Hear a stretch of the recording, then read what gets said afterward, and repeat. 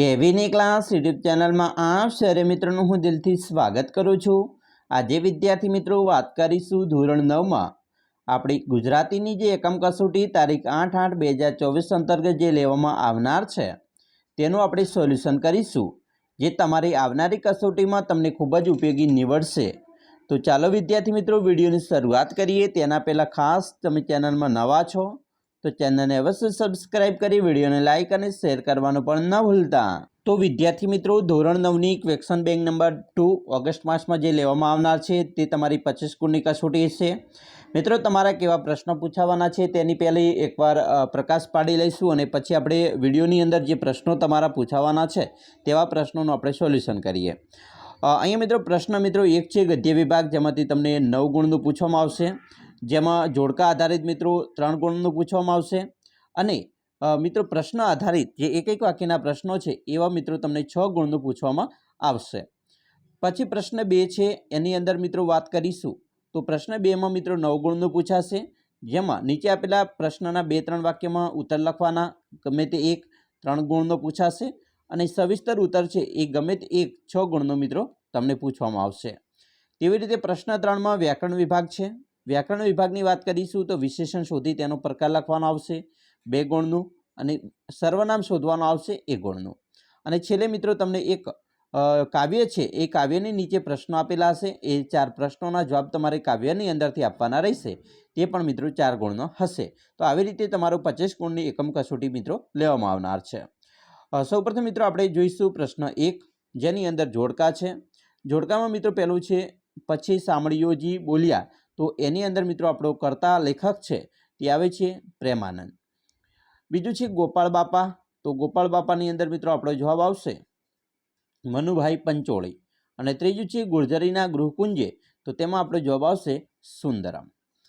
બીજું જોડકું છે પછી સામળિયાજી બોલ્યા, જેમાં મિત્રો એના સર્જક કર્તા કોણ છે, બરાબર।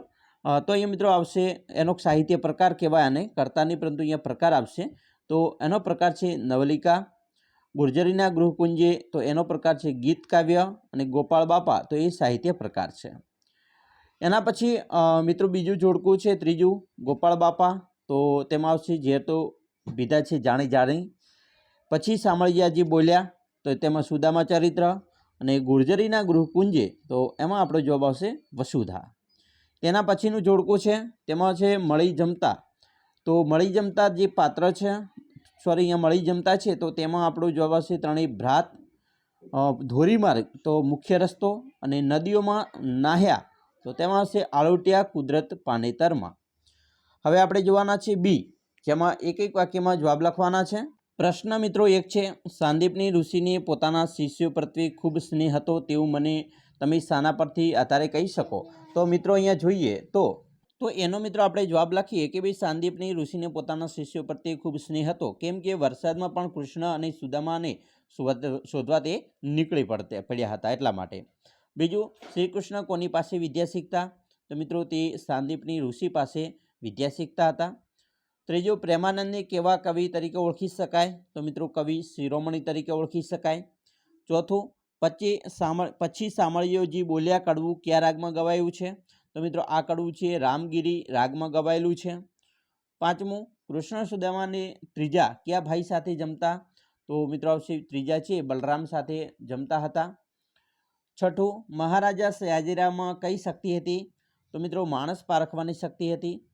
7 ગોપાળદાસે શું બંધાવ્યું, તો ગોપાળદાસે ધર્મશાળા બંધાવી હતી। 8 કોતરોમાંથી કઈ નદી વહે છે, તો કોતરોમાંથી મિત્રો સિંગોડા નામની નદી વહે છે। 9 મહારાજને કોણે ફળ ભેટ ધર્યા, તો મિત્રો એક ખેડૂ માણસે ફળ છે એ ભેટ ધર્યા હતા। 10 મનુભાઈ પંચોળીનું ઉપનામ, તો એમનું ઉપનામ મિત્રો છે દર્શક। 11 ગુર્જરીના ગૃહકુંજે કાવ્યનો મુખ્ય ભાવ કયો છે, તો અહીંયા મિત્રો જવાબ આવશે 11મો જે જવાબ છે મિત્રો આવશે જન્મભૂમિ પ્રત્યેનો અપાર પ્રેમ, એટલે કે આપણે પૂરા વાક્યમાં જવાબ લખી શકીએ કે ગુર્જરીના ગૃહકુંજે કાવ્યનો મુખ્ય ભાવ છે જન્મભૂમિ પ્રત્યેનો અપાર પ્રેમ। 12 કવિ આખી દુનિયા ભમ્યા પણ કોને ભૂલ્યા નહીં, તો મિત્રો કવિ આખી દુનિયા ભમ્યા પણ ગુજરાતની ભૂમિ જ્યાં કવિએ આખું જીવન વિતાવ્યું છે તે ભૂમિને ભૂલ્યા નહીં। 13 જનની અને જન્મભૂમિ કોનાથી ચડિયાતી છે, તો તો મિત્રો જનની અને જન્મભૂમિ છે સ્વર્ગથી ચડિયાતી છે. 11 કવિસુંદરમનું પૂરું નામ છે ત્રિભુવનદાસ પરસોત્તમદાસ લુહાર. 15 કવિસુંદરમે પીર્ણ્યા યોગના સાધક તરીકે ક્યાં જીવન વિતાવ્યું હતું? તો મિત્રો કવિસુંદરમે પીર્ણ્યા યોગના સાધક તરીકે પુંડુચેરીના શ્રી અરવિંદ આશ્રમમાં તેમણે નિવાસ કર્યા પછી તેમણે જીવન વિતાવ્યું હતું. મિત્રો પ્રશ્ન 2ની વાત કરીશું. તો અહીંયા પ્રશ્ન 2 છે એમાં તમારે 2-3 વાક્યમાં જવાબ લખવાના છે. વિદ્યાર્થી મિત્રો તમને કોઈ પણ એક પ્રશ્ન પૂછી શકે છે. અહીંયા 6 પ્રશ્ન આપેલા છે.